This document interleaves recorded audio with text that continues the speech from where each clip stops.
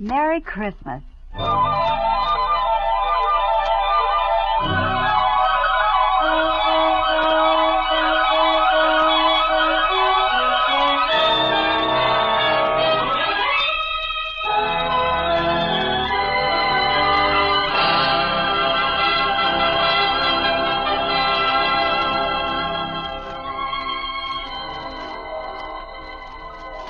Hello, this is Ginger Rogers bringing you a Christmas stocking filled with cheer, laughter, and music. A stocking hung on the Christmas tree for you and signed from the good old USA.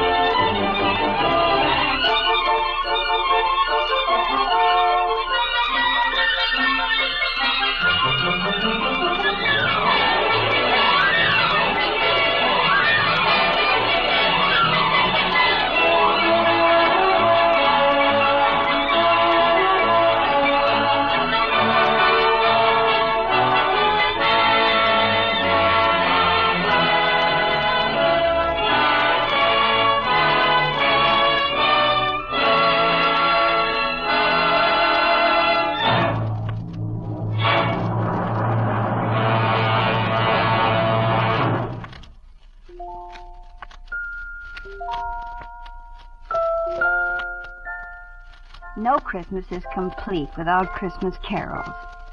I think we all have memories of hearing Silent Night and Adeste Fidelis as they floated out over the crisp, clear air of a Christmas night. So for your first present from this Christmas stocking, we have Miss Helen Traubel and the chorus to sing for you 3 of your favorite Christmas carols.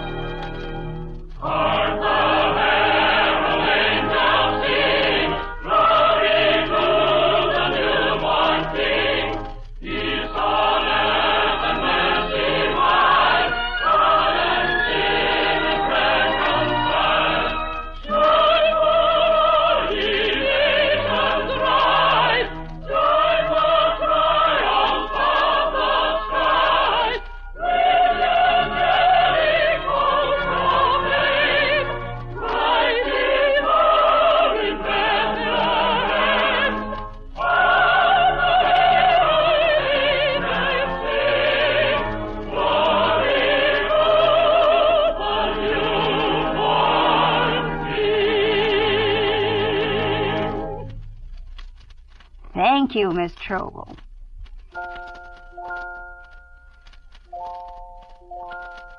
Oddly enough, fellas, most of you won't see any snow this Christmas. You probably know that, and there's not much point in my bringing it up. I bring it up, however, by way of offering a musical substitution.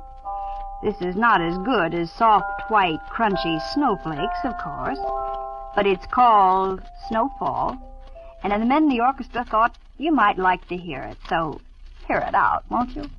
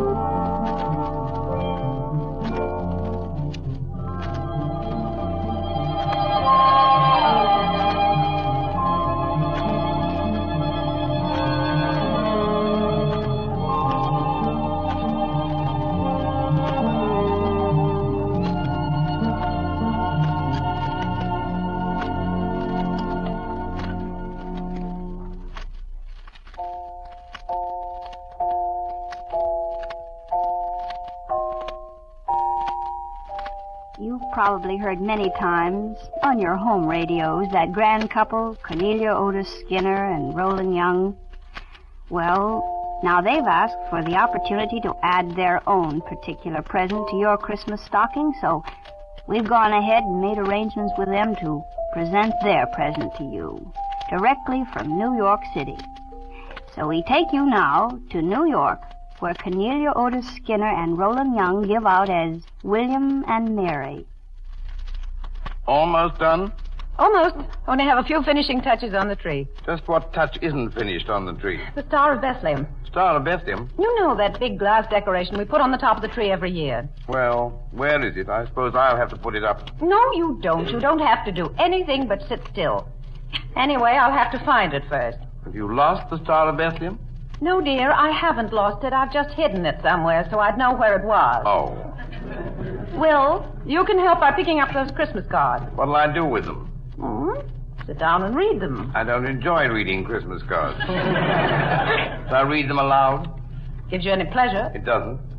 This one says Season's Greeting, and it's a photograph of two very handsome horses. Who's it from? The horses, I gather. Must be from Gilbert.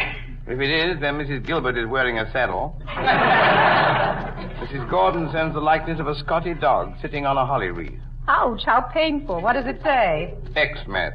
She must be cutting down on account of the war. Here's an appropriate one. It says, "We are dreaming of a white Christmas." Who sent that? Murphy's Home Laundry. We must have the Murphys over to dinner sometime. Maybe they'll bring back your shirt. Gosh, there are certainly all the presents here. Oh, this one's got a tag on it to me from your cousin Cyrilla. It's probably another coonskin cap with earmuffs like the one she sent me last year. Your relatives certainly keep up with the times. It's as up to the minute as those Jersey bloomers with crocheted ruffles your great Aunt Sarah sent me. Heaven knows with your family you're not one to talk about my relatives. That remark is entirely uncalled for, and it occurs to me you're uncommonly touchy. I'm not at all. It's just that I'm all tired out trying to dress this tree. My nerves are completely gone. Here, put this package under the tree for me. I thought you said you weren't going to ask me to do a blessed thing. This isn't a blessed thing. This is just one small favor. Oh, well, where do you want me to put it? Oh, just drop it anywhere. Will! You said to drop it anywhere. I meant set it down gently and you flang it. Oh, how could you be so careless? It's a bottle of very old brandy for you. Oh, good Lord, Mary, why didn't you tell me? I might have busted it. Well, thank heaven it seems to be all right. Can't I open it? Certainly not. Spoils the surprise. But I'm not going to be surprised now.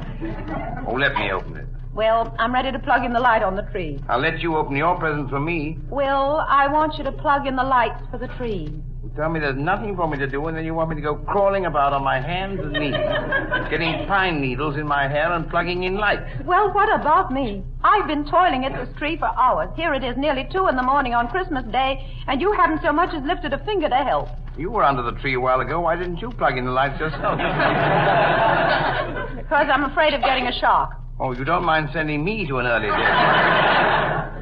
No, I'm sorry. I won't do it. I'm going to sit right down here and... Ow! What's the matter? I think I found the Star of Bethlehem. I've made a 5-point landing on it. Oh, Will, look what you've done. You've ruined it. You mean the Star of Bethlehem has darn near ruined me? Couldn't you have looked where you were sitting? Where are your eyes? Unfortunately, they're not where I sit. William, you're completely impossible. I've worked myself to the bone trying to make Christmas happy for you and Emmy, and what do? You go to Christmas parties, and then you come home and plunge headlong into the chair. Headlong? You think it's been any fun for me? Dead tired, and I'm dead tired, too. Furthermore, I have a perfectly good invitation to go to the club tonight. Well, why don't you go? Everybody be gone by now. Oh, this is all very silly. You think so? Mary. Hmm? Are you crying? Mm-mm. Are you crying, Mary? Mm-mm, I tell you. You are crying, aren't you? No, I'm not crying. I'm not crying at all. Oh, there now, darling. If I said anything to hurt you, I'm sorry. I'm sorry, too, Will. We oughtn't to fight on Christmas Eve. We oughtn't to fight on any eve. Kiss. Kiss. Now, is everything settled? Yes. And the tree's finished. All I have to do is plug in the light. This is the moment I've worked for all day. I know it, darling, but you're not going to plug in the lights. I will. If you do, something's bound to go wrong. No, I'll do it. You sit down and No, dear, you sit down. After my experience with the Star of Bethlehem, I doubt if I'll ever be able to sit down again. Poor Willie. Now, when I tell you, you switch off the other lights and we'll get the full effect of the tree. You ready? You look so cute down there on your hands and knees. Oh, Mary, dear, are you ready? Yes. Okay, here goes. What happened? Will, are you all right? Oh, it's a short circuit. Oh, dear. Now, isn't that fine? Here it is, Christmas Eve, no lights at all. Oh, well, it isn't really so bad. Look, it's so lovely here in the dark. Why, just look at that moonlight streaming in on the tree. But, Mary... The way it's shining on those ornaments, they look so lovely. Red is really the gayest Christmas color, isn't it? Well, Mary, wait a minute. You know, it's amazing. They look like real candles and real flames. But, Mary... For heaven's sake, what is it? They are real flames. What? Yes, go get some water. That short circuit has set the tree on fire.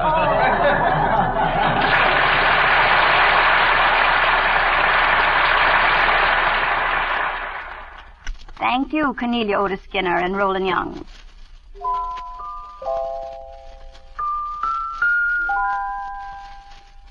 And now, for your next offering, we bring out a package gaily wrapped in star-studded silver paper with all the old familiar Christmas trimmings. And while we're on the subject of trimmings, who ever heard of a Christmas without someone singing The First Noel? Dinah Shore has asked if she could join in with her rendition, and you guessed it, men, we nabbed her. So here she is now, putting a bit of grand old Tennessee into the Yuletide spirit. The first Noel, the angel did say, was to certain poor shepherds in fields as they lay, in fields where they lay keeping their sheep on a cold winter's night that was so deep. Noel, Noel, Noel, Noel, born is the King of Israel. Noel.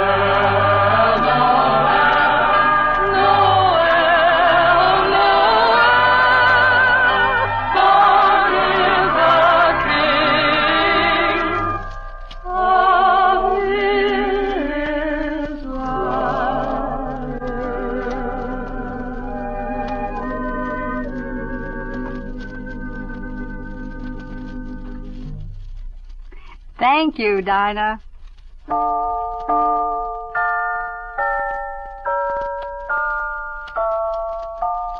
And now comes your next present. I'm sure you'll like it. I was reading a poem the other day, and I thought, what a nice thing it would be to give you men overseas, well, for a few moments at least, something you've dreamed about many, many times. Your dream house. So I've asked John Nesbitt to come here today and read for you Don Blanding's Vagabond House.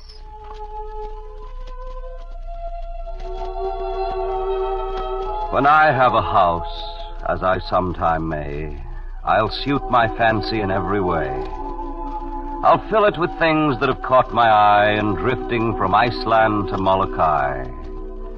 It won't be correct or in period style, but oh, I've thought for a long, long while of all the corners and all the nooks, of all the bookshelves and all the books, the great big table, the deep, soft chairs, and the Chinese rug at the foot of the stairs.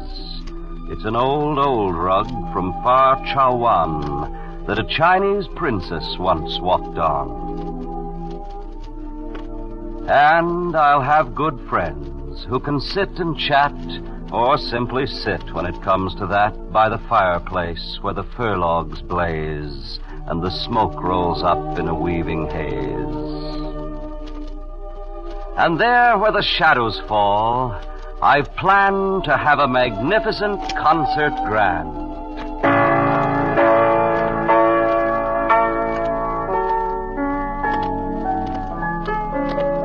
With polished wood and ivory keys, for wild discordant rhapsodies, for wailing minor Hindu songs, for Chinese chants with clanging gongs, for flippant jazz and for lullabies, and moody things that I'll improvise to play the long gray dusk away and bid good night to another day.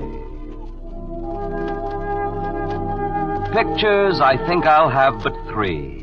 One in oil of a wind-swept sea with the flying scud and the waves whipped white. I know the chap who can paint it right.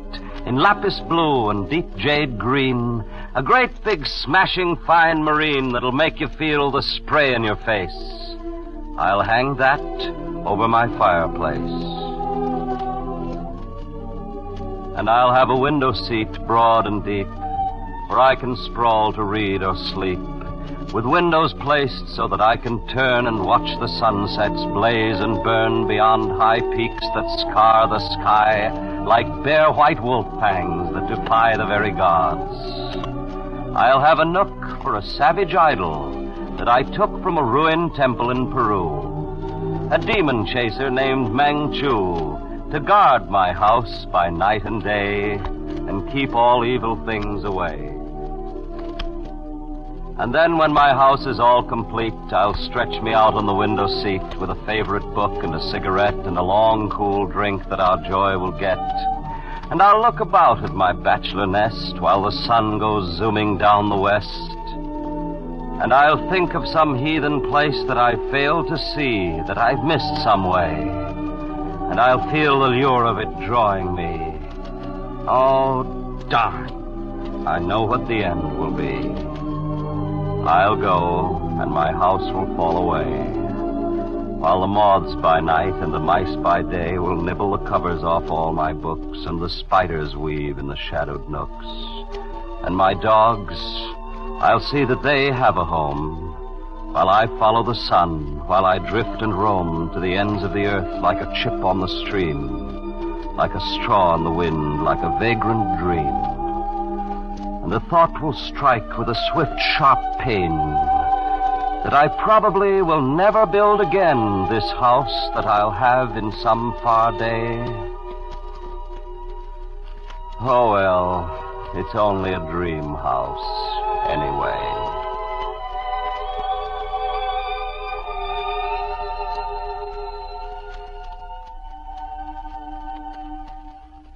Thank you, John. That was lovely.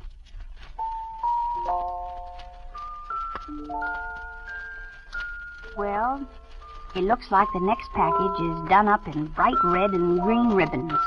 And if I'm not mistaken, when we untie these ribbons, we'll find a new arrangement of The Night Before Christmas, sung by the chorus.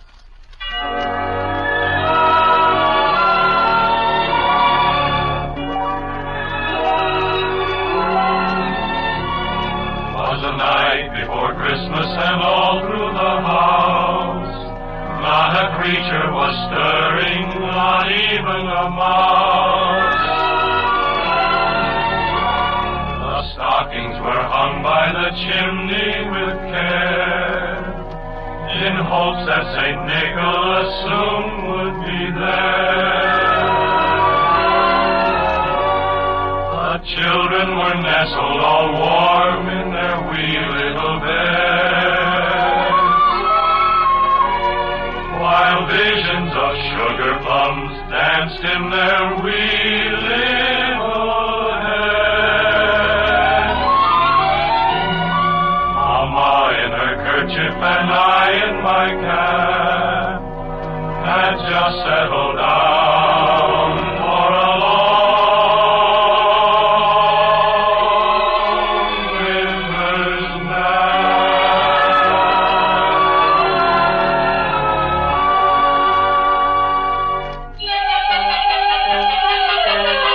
When out along there rose such a clatter, I sprang from my bed to see what was the matter. Away to the window I blew like a flash, tore open the shutters, threw open the sash. Then up to the housetops as coursers they flew with a sleigh full of toys, and St. Nicholas too. And then in a twinkling I heard on the roof all the clattering noise of each galloping hoof. All bundled in fur from his head to his foot, his clothes were all tarnished with ashes and soot. I drew in my head and was turning around when down the chimney he came with a bound.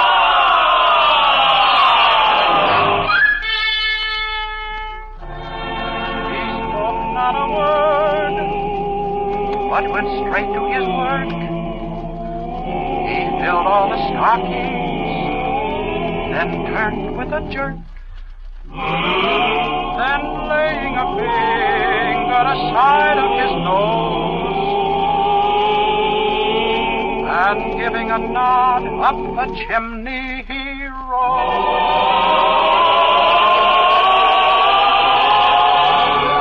He sprang to his sleigh, to his team, gave a whistle, and away they all flew like the down of a thistle. But I heard him exclaim as he drove out of sight, Merry Christmas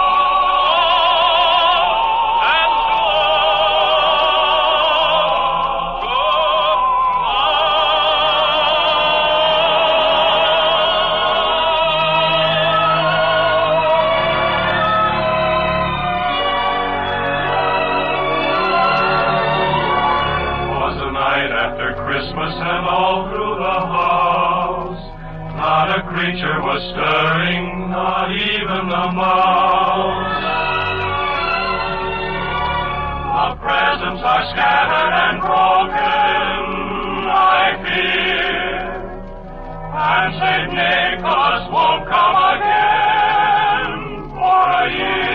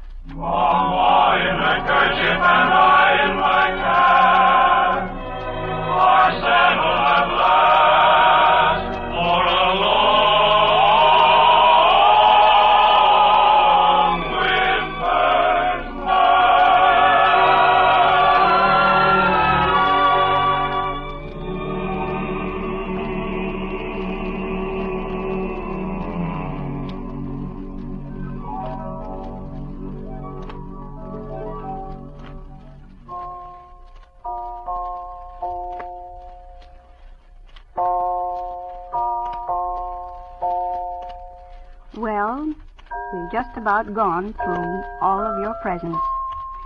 We're at the bottom of your Christmas stocking. And we certainly hope you liked them.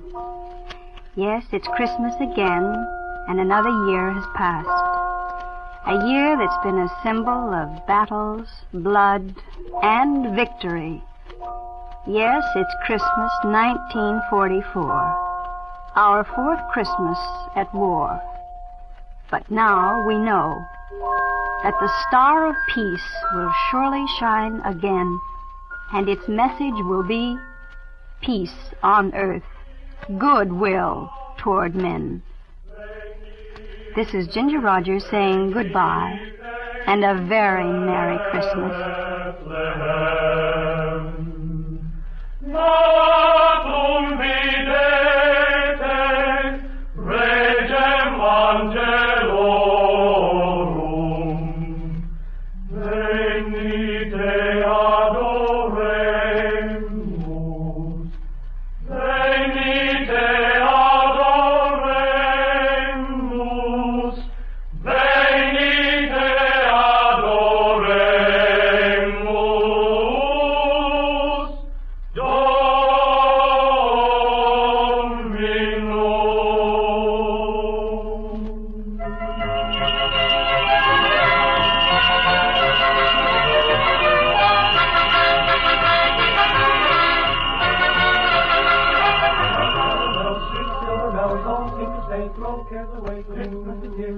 This is the Armed Forces Radio Service. Ding dong, ding dong, down in the song, ring of the ring, all caroling. One seems to hear words of good cheer from everywhere, filling the air. Oh, how they found, raising the song, o'er hill and dale, caroling the hill. Gaily they ring, while people sing songs of good cheer. Christmas is here. Merry, merry, merry, merry is the song. Merry, merry, merry, merry is the song. Sing on the sing, song without end, sing on the